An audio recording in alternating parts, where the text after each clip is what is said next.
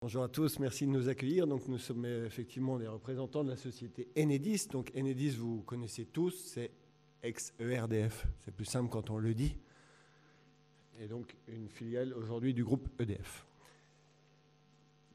Nous allons vous parler de notre expérience avec Corinne, le responsable du site de La Pérolière. La Pérolière, c'est pas un nom barbare de technicien, c'est bien le lieu géographique d'implantation d'un des 5 centres de formation du groupe Enedis, le plus gros centre de formation de France, qui accueille environ 500 stagiaires par jour. Donc nos techniciens sont formés et dans leur carrière, ils passent tous un jour par La Pérolière. Je vais laisser la parole à Corinne qui va vous parler de son expérience sur le site de La Pérolière et moi je reviendrai vers vous pour notre avenir au sein du département formation d'Enedis. Oui, ça sera plus simple. Bonjour à tous. Donc, nous allons tout d'abord vous présenter donc, le contexte de notre refuge. Ensuite, il y aura une intervention au niveau des diagnostics naturalistes et tout le travail qu'ils font pour nous, de la LPO bien sûr. Donc on a un partenariat qui remonte à plus de 6 ans. En fait, l'entreprise Enedis est investie au niveau de la LPO depuis 10 ans. Et nous, donc, on a aussi rejoint ce partenariat en créant une convention avec la LPO en 2011. Donc, où il y avait notre directeur technique, le directeur de la formation et la professionnalisation aussi. Et donc, cette convention, on l'a renouvelée, on la renouvelle et on va la renouveler encore pour les 3 années à venir. Et donc, en fait, si on s'est investi là-dedans, c'est qu'en fait, notre campus s'y prêtait, tant en termes de superficie, on a entre 25 et 27 hectares, et aussi parce que ça s'intégrait dans notre en politique environnementale et notre certification ISO 14001 aussi. Voilà, donc là, c'est notre campus en vue aérienne. On se situe sur 2 communes, les communes de Saint-Pierre-la-Palud et Saint-Bel. On est dans les monts du Lyonnais, à l'ouest de Lyon. Et effectivement, on a beaucoup de zones arborées et de zones de prairies, un champ de poteaux, puisqu'on est un campus de formation à la base. Voilà, et donc vous voyez l'historique de nos conventions. Et la prochaine, elle est en cours bientôt de signature. Voilà. Alors là, c'est les parties de convention. C'est un petit peu technique, c'est ce qu'on met en œuvre en partenariat et qu'on fait des projections sur les 3 ans à venir de tout ce qu'on va mettre en œuvre, puisqu'on on développe beaucoup de choses sur notre campus, mais Fabien vous en parlera mieux que moi. Le plus récemment, on a fait un réseau avifaune pour montrer la protection des oiseaux qu'on met en œuvre sur le terrain, mais en termes pédagogiques pour les stagiaires qui viennent chez nous. Et on a beaucoup de vieux bâtiments qui se prêtaient aussi à la mise en œuvre de beaucoup de nichoirs particuliers, dont on parlera peut-être après aussi. Voilà, donc ça s'intègre dans notre politique environnementale de zéro phyto. Puisque c'est quand même le but de cette intervention aujourd'hui. Et en fait, on a demandé à nos partenaires, nos prestataires d'espaces verts, par le biais d'un avenant au contrat, de ne plus utiliser aucun produit. Donc c'est du désherbage à la main. Et ensuite, on l'a intégré directement quand on a renouvelé nos contrats. Voilà. Donc là, je ne sais pas ce qu'il y avait d'autre. C'est toi. Et donc, oui, alors au niveau de nos prestataires, je ne sais pas si c'était là-bas, on intervient avec donc le groupe EDF qui nous pilote des prestataires comme Dalkia, qui est notre FMR sur le site, qu'on a dû, pas former, mais acculturer, on va dire, à notre envie et notre besoin d'intégrer d'agir pour la biodiversité sur notre campus. Et puis, c'est eux qui pilotent aussi nos prestataires d'espaces verts, ainsi qu'un ESAT, qui est donc un atelier protégé, et qui fait aussi beaucoup de traitements manuels sur notre campus pour préserver notre beau site. Et donc, toute la complexité de la mise en œuvre, ça a été d'interagir avec tous ces partenaires et prestataires pour qu'ils soient impliqués et qu'ils se sentent motivés à nous accompagner dans cette démarche. Voilà. Pour tous ces... Tu voulais rajouter quelque chose ? Bonjour, donc je suis entre autres le naturaliste qui travaille sur ce projet-là, donc Fabien Dubois. Juste, je voulais préciser que globalement, les diagnostics, donc l'état des lieux qu'on fait sur la faune et les différents écosystèmes présents sur la Pérolière, donc on réalise on rédige un rapport qui va nous permettre de préconiser des méthodes de gestion. On parlait d'alternatives, donc entre autres, de proposer des solutions alternatives à ce qui était fait auparavant. Et ce rapport, du coup, c'était là la complexité qu'a évoquée Corinne. C'est que notre rapport, du coup, est proposé à la validation chez Enedis, et qu'après, ce rapport doit être décliné et présenté et suivi par chacun des partenaires. Ça a été, je dirais, la partie la plus sportive. Ça fonctionne, mais on a toujours besoin, du coup, parce qu'il faut que les prestataires soient à même de pouvoir appliquer certaines mesures qu'ils n'appliquaient pas forcément auparavant et qui ne faisaient pas forcément partie de leurs actions. Donc, petit à petit, ça a considérablement évolué.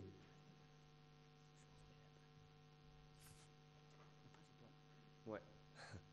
Alors, je renchaîne sur la biodiversité, justement. Alors, bon, j'ai essayé de faire rapide. C'est pas mon fort, le rapide, pour ceux qui me connaissent, mais je vais quand même essayer. Du coup, un bref petit panel des espèces que l'on rencontre sur le campus de la Pérolière. Donc, on l'a pas dit tout à l'heure, mais il y a un enjeu quand même énorme au niveau aussi sensibilisation et formation, puisque c'est un lieu de formation. Si je ne me trompe pas, c'est près de 10 000 stagiaires par an. Donc, il y a un enjeu quand même qui est considérable. Et au-delà des méthodes de gestion qui sont appliquées sur le site et de la faune qu'on y rencontre, il y a aussi cet enjeu du coup de sensibilisation et de formation. Donc tout ce que l'on recense, tout ce que l'on met en avant, l'idée c'est que derrière on puisse en parler et surtout le valoriser. Donc là, j'ai essayé de mettre un petit aperçu globalement entre 2013 et 2016, les petites avancées qu'on a eues en termes d'espèces. On est dans un espace où se côtoient des belles forêts avec des espaces ouverts plutôt agricoles. Donc on a effectivement du coup des espèces assez particulières, un beau panel, une belle mosaïque d'espèces. Donc avec des enjeux sur différents groupes d'animaux, différents taxons. On a les amphibiens, les reptiles, les mammifères, les oiseaux. Donc il faut prendre tout ça en compte. Et pour prendre tout ça en compte, on a fait donc cet état initial, le champ de poteaux dont on vous a parlé, c'est la deuxième photo en partant du bas, qui est légèrement sur la droite. Donc vous me reprenez si je dis des bêtises au niveau technique, mais c'est un lieu d'entraînement et de formation où du coup il est nécessaire d'avoir un milieu qui soit quand même régulièrement entretenu pour un accès simple.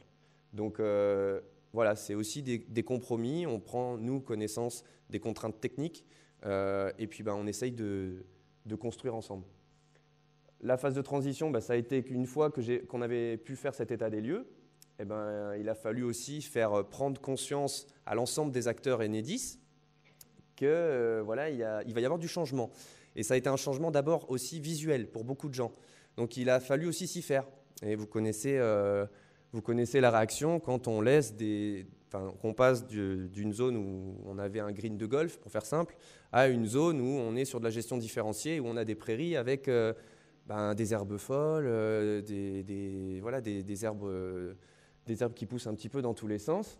Et la première réaction de gens qui n'étaient pas forcément au courant, ça a été évidemment, c'est sale. Et on n'entretient plus. Il n'y a plus de travail qui est fait. Donc là, on a anticipé ce sujet, ce problème, et on a énormément communiqué. Donc il y a eu beaucoup de panneaux, je serais incapable de dire combien il y en a, mais il y en a beaucoup.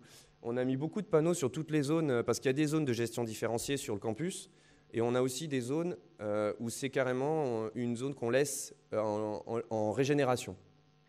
Donc c'est notamment le petit panneau que vous voyez, en haut où on a marqué voilà, zone naturelle. Ici, on n'entretient pas, on laisse tel quel. Donc, après, on a eu des installations d'aménagement. Alors, c'est pareil, il y avait aussi une problématique, il y a une pinède, entre autres, où on avait une problématique avec la processionnaire du pin. Et il se trouvait que dans cette pinède, il n'y avait vraiment pas d'autres arbres. Donc, on a installé aussi des différents types de nichoirs pour attirer les prédateurs naturels de cette espèce. Donc, voilà, tout ça, c'est arrivé progressivement. Après, on a eu aussi, donc, dans la phase de transition, on a eu aussi la remise en état d'une mare, l'entretien des accotements de chemin et le reste en prairie. On s'en rend peut-être compte, je ne sais pas si vous voyez bien, parce que la lumière, elle suréclaire un peu. Mais pareil sur les pieds d'arbres aussi, de conserver les pieds d'arbres, de réaliser des cheminements dans les prairies. Avant, c'était un peu l'inverse. Tout était tondu et on avait très peu de zones avec des herbes folles, entre guillemets. Et maintenant, on a fait l'inverse. Donc ça s'y prête drôlement bien.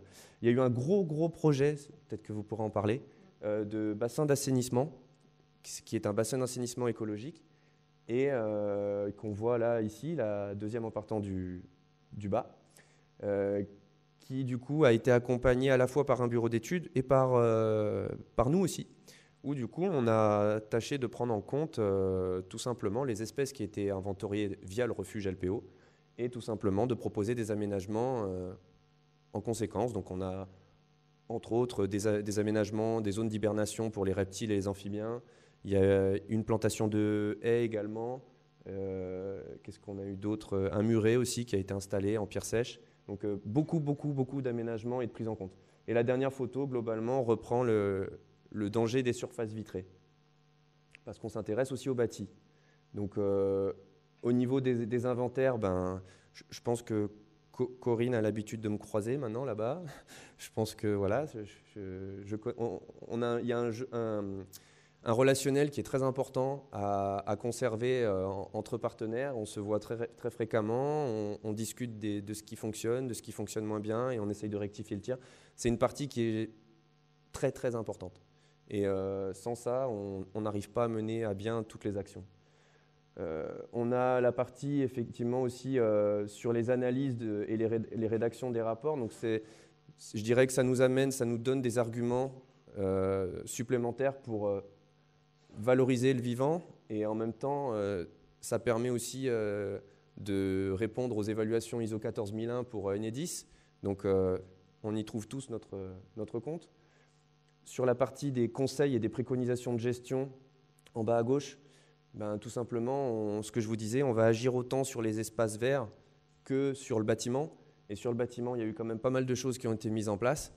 Donc, sans parler des surfaces vitrées, on a eu carrément une chiroptière. Donc, pour les gens qui ne savent pas ce qu'est une chiroptière, globalement, c'est une zone qui a été aménagée dans un bâtiment sous toit, entièrement réservée pour les chauves-souris pour qu'elles passent l'hiver.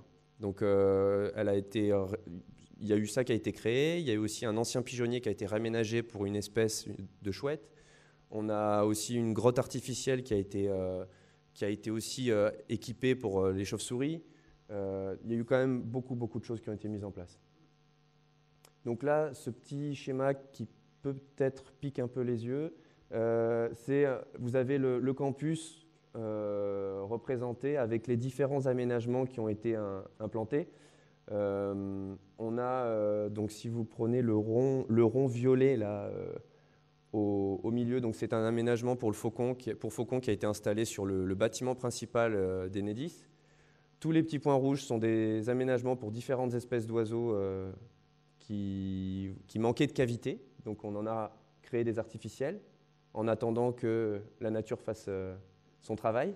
On a aussi, donc ça me permettra de parler d'Arthropologia, qui est une association qui a piloté le projet notamment sur les abeilles sauvages, Urban Bees, et qui travaille souvent avec nous dans un esprit de complémentarité, et qui a aménagé un hôtel à abeilles sauvages, qui est très bien optimisé, qui est le rond orange à côté du faucon.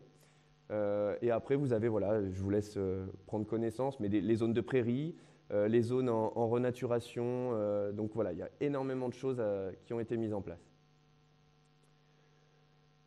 Parmi le travail qu'on mène ensemble, il y a différentes missions qui me concernent. Entre autres, on a la partie de conseil et d'accompagnement.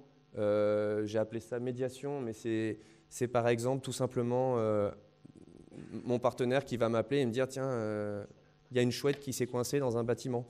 Où du coup, voilà, on fait ce qu'il faut pour les sauvegarder. À l'inverse, on va me prévenir aussi qu'il y a une espèce qui a niché à tel endroit et on essaye de mettre en œuvre énormément de choses pour préserver l'espèce et éviter que, voilà, que tous travaux n'aient d'impact sur elle. Le pigeonnier, donc c'est ce dont je vous parlais, qui abrite maintenant, du coup, qui abrite occasionnellement parce qu'elle n'a pas encore pris, elle ne s'est pas encore installée définitivement, mais la chouette est frais. L'hôtel à abeilles sauvages qui est à droite. Et puis évidemment, la partie, donc les aménagements et la partie importante de valorisation et de communication. Alors ça, c'est une partie qui n'a pas été forcément évidente au départ parce que, évidemment, les stagiaires, quand ils sont là, ils ont un planning. Ils n'ont pas nécessairement trop de temps à consacrer à d'autres actions. Ça, c'est une action, je dirais, transversale. Mais quand ils viennent sur site, du coup, il y a eu un sentier pédagogique qui a été créé pour que, sur 25 hectares, il y a de quoi se promener, de quoi faire. Et du coup, ils ont la possibilité, via ce sentier, de découvrir un peu toutes les actions qui ont été menées sur le campus. On a organisé des animations sur le temps de midi où, du coup, tout le monde pouvait venir nous interroger, découvrir un peu tout ce qu'on a mis en place sur le campus. On a mis en place aussi des expos. Alors, le cadre, en bas à droite, le cadre est fixe, mais les toiles sont interchangeables. Donc, en fait, le principe, c'est de faire découvrir la nature au fil des saisons. Donc, chaque saison, on change les toiles. Et ça permet de faire découvrir différentes espèces. Donc, c'est des petites choses comme ça qui permettent de communiquer même quand on n'est pas là. Donc, ça, c'est pas mal. Donc voilà, on parlait de communication, j'en ai parlé là-haut, de sensibilisation. Donc valorisation, donc là j'ai mis un des panneaux qui aborde justement la gestion différenciée, que ce ne soit pas incompris de la part des gens qui viennent sur le site une fois de temps en temps. La ligne école, on peut appeler ça comme ça, le réseau avifaune, qui a été mis en place aussi, donc qu'on voit tout en bas à droite. Je ne l'ai pas précisé, mais la photo là où on voit qu'il y a un serpent dans une main, donc les reptiles sont la manipulation d'espèces protégées est réglementée, hein, je le rappelle, mais là j'avais mis cette photo parce que c'était lors d'une formation reptile, parce qu'on a formé aussi les stagiaires et les formateurs sur les reptiles justement, parce que ça arrivait fréquemment qu'ils en côtoient durant leur travail. Et du coup, ça nous a permis aussi de développer pas mal cette partie aussi formation. Et on voit les personnes au-dessus de mon pouce qui travaillent sur les poteaux. Donc voilà, on a, je pense, quasiment fait tout ce qui était possible en termes de sensibilisation. Et encore, on a d'autres idées. Non, on a encore d'autres idées. On n'a pas tout fait, mais on en a fait une bonne partie. Je vais laisser David continuer sur la partie perspective et bilan. Effectivement, je pense qu'on n'a pas tout fait. On n'aura jamais tout fait parce que on voit qu'on a nos autres idées et qu'on voit que la Pérolière, ça a été un site vraiment pilote dans le domaine. Et donc, je vous l'ai dit tout à l'heure, on a d'autres centres de formation. On a en Alsace, à Haute-Marsheim, il y en a à Saclay, il y en a à Nantes, il y en a à Sainte-Tulle, il y en a d'autres. Donc, ce projet-là est emblématique. Il va s'ouvrir sur les autres campus. On veut en faire un modèle. Donc la convention, on l'a dit tout à l'heure, elle est en cours de renouvellement, mais elle va s'élargir. L'objectif, c'est que l'ensemble du département formation d'Enedis rentre dans ce système de gestion. Alors, ils ne seront pas tous refuge LPO, évidemment. Par contre, ils vont tous rentrer dans le zéro phyto. Vraiment. Alors là, on a parlé d'acculturation. Vous connaissez le sujet bien mieux que moi. On a du sujet. On va avoir du sujet avec nos prestataires. Tout ça dans un système où, vous le savez bien, économiquement, on ne doit pas exploser les coûts. Donc il va falloir qu'on réussisse ce défi d'équilibrer le zéro phyto, les techniques différenciées, tout ça dans un coût maîtrisé. Donc les idées, on en a parlé, hein. L'éco-pâturage, ça a été validé au plus haut de la direction, hein. Donc on a 2 sites expérimentaux qui vont démarrer, Haute-Marsheim et la Pérolière. Ça, c'est signé, c'est validé, il faut simplement qu'on mette en œuvre l'action. Ça, c'est la première action qui va démarrer avant la fin de l'année. Ça va être important pour que nos stagiaires s'acculturent ce système-là. Beaucoup de nos stagiaires, beaucoup de nos agents sont aussi des élus locaux. Et il faut qu'ils puissent porter notre volonté dans ce qu'ils découvrent dans l'entreprise, en dehors, dans leurs activités extra-professionnelles. Et là, je pense qu'on a vraiment un enjeu. Fabien l'a parlé, on a parlé de communication. Ce qu'il faut préciser, c'est que nos stagiaires, quand ils sont à la Pérolière, ils sont en internat. Donc, ils dorment sur place. Donc, ils ont le temps de découvrir le site. Et donc, on voit bien que c'est un modèle qui peut vraiment prendre si on axe sur la communication. Ils ont le temps de s'acculturer. La Pérolière, c'est un petit village, hein. On a dit 500 stagiaires. Parfois, c'est plus que certains villages de France. Donc, on vit comme un petit village. On a fait des travaux d'assainissement comme dans un village. On a fait des travaux zéro phyto comme dans un village. On a la même gestion. Donc, on va les acculturer. Notre deuxième action qui va démarrer, là on sera plutôt sur 2018, c'est effectivement de faire un film de présentation sur l'ensemble des campus. Aujourd'hui, les drones nous permettent de visualiser pas mal de choses. On a quand même des idées. On va faire un film parce que aujourd'hui, le visuel, il est important. Les animations vont continuer, vont se poursuivre, on en a parlé. Vraiment, avec les stagiaires, on va communiquer. C'est comme ça que ça va pouvoir s'imprégner.